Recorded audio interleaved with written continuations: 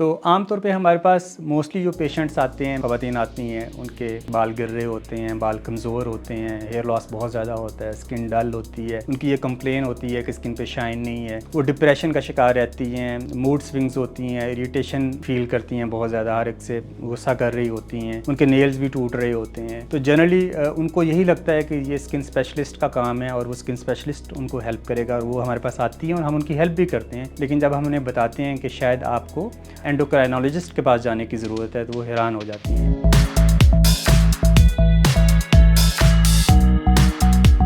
बिस्मिल्लाहिर्रहमानिर्रहीम। मेरा नाम डॉक्टर मोहम्मद खावर नज़ीर है और मैं बोस्टन एस्थेटिक्स में एज ए डर्माटोलॉजिस्ट प्रैक्टिस करता हूँ। सबसे पहले मैं जन फार्म का शुक्रिया अदा करना चाहूँगा जिन्होंने पब्लिक अवेयरनेस के हवाले से ये प्रोग्राम स्टार्ट किया है और ये एक अच्छा इनिशिएटिव है ताकि आवाम को बेसिक इन्फॉर्मेशन मेडिकल के पॉइंट ऑफ व्यू से हम देख सकें। बीइंग अ डर्माटोलॉजिस्ट मेरे पास स्किन, हेयर एंड नेल के हवाले से पेशेंट आते हैं और हम उनकी बीमारियों को असेस करते हैं। लेकिन हम एक चीज़ भी मद्देनज़र रखते हैं कि हमने स्किन, हेयर एंड नेल से हट के उन रीज़न्स को तलाश करना होता है जिसकी वजह से ये बीमारियां आ रही होती हैं। तो वो जिस्म के अंदर बेशुमार आर्गन्स हैं जो इन बीमारियों के रीज़न बन सकते हैं और उन आर्गन्स में एक सबसे इम्पॉर्टेंट जो आर्गन है वो थायराइड है। सबसे पहले थायराइड ग्लैंड है क्या? थायराइड ग्लैंड एक छोटा सा ग्लैंड होता है जो कि हमारी गर्दन में मौजूद होता है इस एरिया में, और मुख्तलिफ किस्म की बीमारियाँ होती हैं। लेकिन एक जो स्किन, हेयर एंड नेल के हवाले से हम डिस्कस करेंगे वो दो मेन की जो बीमारियाँ उसको डिस्कस करेंगे, एक हाइपरथायराइडिज्म और एक हाइपोथायराइडिज्म। हाइपरथायराइडिज्म का मतलब ये है कि थायराइड ग्लैंड जो है वो ज़्यादा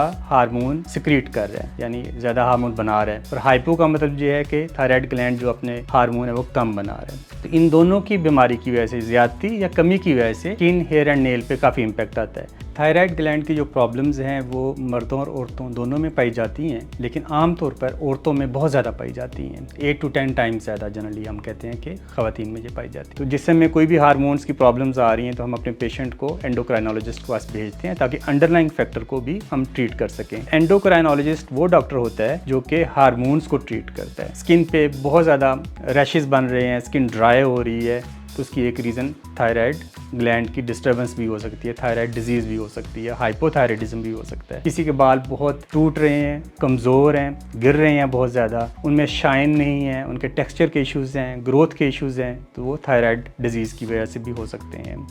किसी के नेल टूट रहे हैं, नेल की थिनिंग हो रही है, नेल पे निशान पड़ रहे हैं, लाइनें पड़ रही हैं, पिटिंग है, सुराख हैं, छोटे छोटे डॉट्स हैं, तो भी थायराइड ग्लैंड की वजह से हो सकते हैं।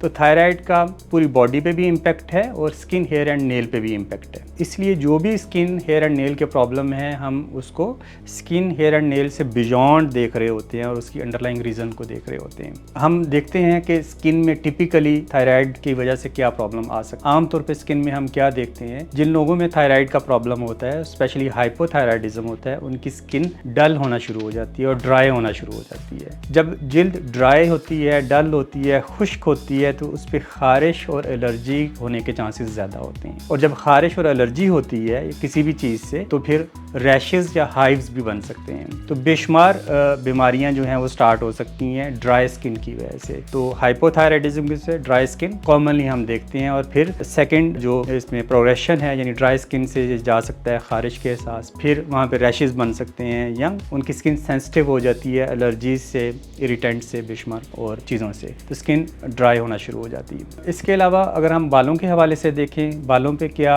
इम्पैक्ट आता है थायराइड का, तो अगर हाइपोथायराइड है यानी हार्मोन्स कम रिलीज हो रहे हैं तो बाल जो हैं वो टूटना शुरू हो जाते हैं, वो भी डल और ड्राई होना शुरू हो जाते हैं। तो हाइपोथायराइडिज्म की वजह से बालों का टूटना कॉमनली हम देखते हैं, ब्रिटल हेयर कहते हैं, जल्दी टूट जाते हैं, ईजीली आसानी से टूट जाते हैं। और इसके अलावा जो है काफ़ी ड्राई हो जाते हैं, बालों की ग्रोथ का इशू होता है, इतना जल्दी ग्रो नहीं कर रहे होते, ऐसे नॉर्मली बाल ग्रो कर रहे होते हैं उस स्पीड से ग्रो नहीं कर रहे हो। इसके अलावा बालों के टेक्सचर में फ़र्क आना शुरू हो जाता है, वो टेक्सचर ठीक नहीं रहता है, टेक्सचर चेंज हो जाता है। इवन बाज़ औक़ात हम कहते हैं कि बालों के कलर में चेंजेस आ जाती हैं। ग्रेइंग ऑफ हेयर भी एक रीज़न जो है हाइपोथायराइडिज्म हो सकती है या हाइपरथायराइडिज्म हो सकती है। हाइपरथायराइडिज्म में जनरली क्या होता है, अगर थायराइड ज़्यादा सिक्रीट हो रहा हो हार्मोन, तो बाल जो हैं वो फाइन और सिल्की होना शुरू हो जाते हैं। लेकिन दोनों कंडीशन में, अगर थायराइड ग्लैंड हाइपर है, हाइपरथायराइडिज्म है या हाइपोथायराइडिज्म है, दोनों ही कंडीशन में बाल थिन होना शुरू हो जाते हैं और गिरना शुरू हो जाते हैं।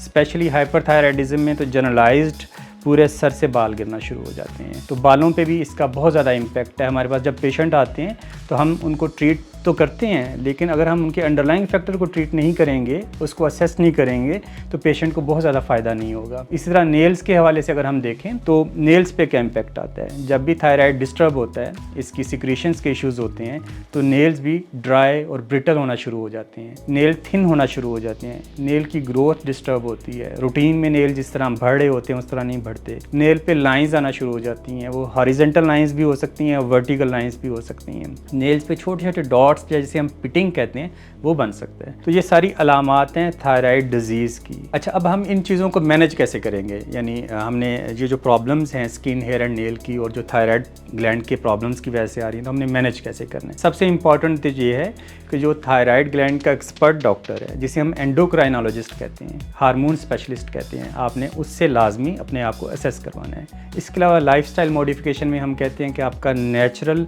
लाइफस्टाइल हो, आपका जो सोने का साइकिल है वो रात का हो, दिन को आप जागें रात को सोएं, तो नेचर के अलोंग आपने चलना है। अगर आपका लाइफ साइकिल नेचर के साथ जा रहा है तो आपकी बॉडी जो है वो अच्छा हील करेगी और आपके जो भी इश्यूज़ हैं वो जल्दी बेहतर होंगे। तो लाइफस्टाइल मेडिफिकेशन और डाइट के बाद हम नेक्स्ट स्टेप पे चलते हैं, जो स्किन के एक्चुअल प्रॉब्लम है। अगर स्किन ड्राई है तो आपने अच्छा सा उसे मॉइस्चराइज़ करना है। अगर स्किन पे कोई रैशेज़ आ रहे हैं, कोई प्रॉब्लम आ रही है, तो फिर आपने अपने करीबी स्किन स्पेशलिस्ट को दिखाना है। वो अकॉर्डिंगली आपको क्रीम्स या दवाई देगा जो कि आपके प्रॉब्लम्स को हेल्प कर सकता है। इस तरह बालों की ट्रीटमेंट के हवाले से अगर हम देखें तो आमतौर पर जो स्किन स्पेशलिस्ट हैं वो आपके बालों की हेल्थ के लिए कुछ स्प्रे देते हैं जो दवाई होती है, खाने वाली दवाई भी देते हैं, कुछ सप्लीमेंट्स भी देते हैं। इसके अलावा बाज़ औक़ात एडिशनली PRP भी ऐड किया जाता है। तो बेशुमार ट्रीटमेंट ऑप्शंस हैं जो डर्माटोलॉजिस्ट ऑप्ट करता है। लेकिन अगर आप अपने थायराइड को ट्रीट नहीं कर रहे, एंडोक्राइनोलॉजिस्ट से हेल्प नहीं ले रहे, तो आपकी ये प्रॉब्लम शायद इतना अच्छा रिस्पॉन्ड नहीं करेंगे दवाइयों से। तो आपको अंडरलाइंग फैक्टर को भी एड्रेस करना है। नेल्स के हवाले से अगर हम देख लें तो नेल्स में भी वही है, जैसे स्किन को मॉइस्चराइज़ करना है वैसे आपने नेल्स को भी मॉइस्चराइज़ करना है। आपने अपने नेल्स पे स्पेशली कोई भी आप लेबर का काम कर रहे हैं, मैनुअल वर्क कर रहे हैं, तो ग्लव्स पहनने हैं, बहुत ज़्यादा प्रेशर नहीं आने देना, क्योंकि आपके नेल्स जो हैं वो बड़ी जल्दी टूट सकते हैं, ब्रिटल होते हैं थायराइड की वजह से, और अच्छा सा मॉइस्चराइज़ करना है। तो ये मेन चीज़ें हैं जो आपकी स्किन, हेयर एंड नेल के हवाले से और थायराइड का उसका इम्पैक्ट और उसको कैसे मैनेज करना जो हमने इस वीडियो में डिस्कस की हैं। आपके स्किन, हेयर एंड नेल के प्रॉब्लम्स हैं, उस हवाले से अपने करीबी स्किन स्पेशलिस्ट को दिखाना है। अगर आप हमारे पास आना चाहें तो हमारे क्लिनिक में यू आर मोस्ट वेलकम। हमारा क्लिनिक गुलबर्ग, लाहौर में बोस्टन एस्थेटिक्स के नाम से है और उसकी डिटेल्स आपको नीचे लिंक में मिल जाएगी। बहुत शुक्रिया।